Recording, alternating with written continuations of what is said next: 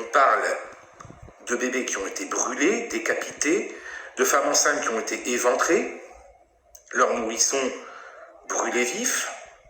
Ah, c'est pas vrai, t'as pas de...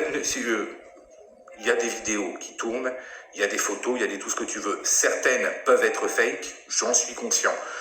Mais vu la quantité astronomique de sources, de vidéos, de photos, de tout ce que tu veux, qu'on peut trouver rien qu'en allant faire un tour sur Twitter,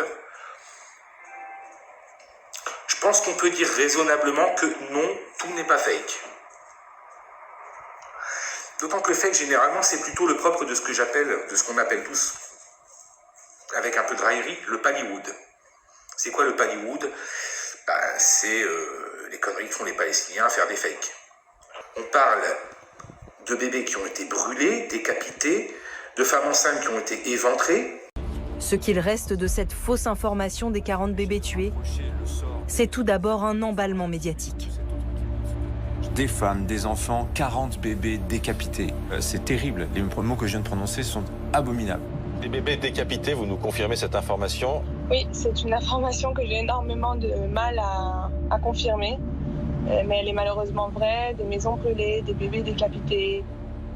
Un sujet qui s'est ensuite imposé dans le débat politique. Des mères assassinées, des enfants exécutés, des nourrissons décapités, des femmes violées. Certains voudraient nous faire croire qu'il s'agit de résistants. On n'a jamais vu des résistants décapiter des bébés.